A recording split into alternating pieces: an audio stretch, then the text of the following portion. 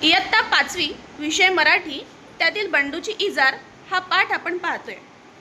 बावची गावाचा बंडू शांत व कष्टाळू, आपण भलं आणि आपलं काम भलं असा त्याचा स्वभाव। सगळ्या गावात त्याच्या स्वभावाची चर्चा।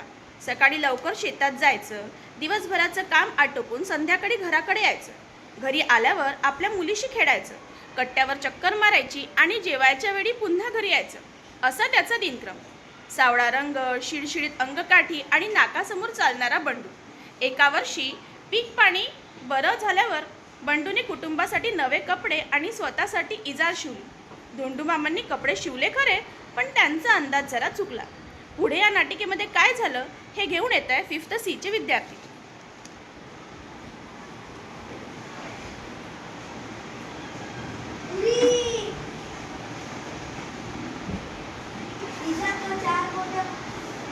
मोठी झाली आहे आता, डबल कुंडूमामाशी जायचं आणि मग ते शिवायचं, त्याच्यापेक्षा घरच्यांना शिवून मागतो। चला गाडी बशी हे माझी इजार शिवून देतं का गं? अहो, सकाळी सकाळी आणि काय हे जेवण पण करायचं आणि त्याच्या शाळेत जायचं, मला नाही कळलं।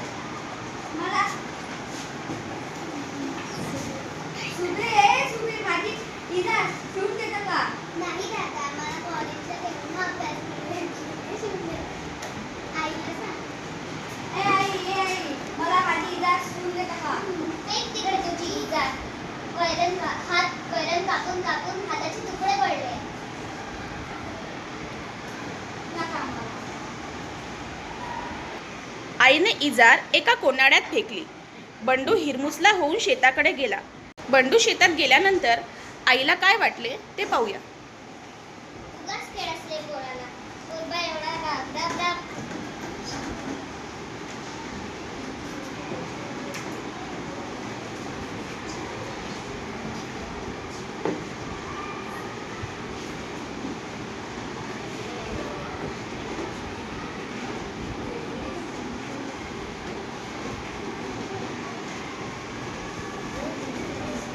बंडूची बायको सुद्धा इजारीचे पाय कापते आणि दुमडून टाकते। सकाळी इजार दुरुस्त करायची पाहिजे।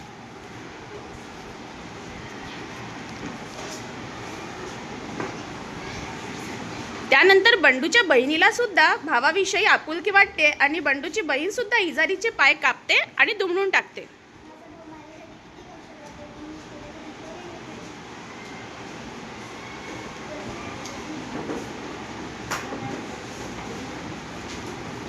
त्यानंतर बंडू कामावरून घरी येतो आणि आपली इजार सकाळी सर्वांना दाखवली होती, पण कोणीच त्याची मदत न केल्यामुळे तो सुद्धा आपल्या इजारीचे 4 बोटं कापतो।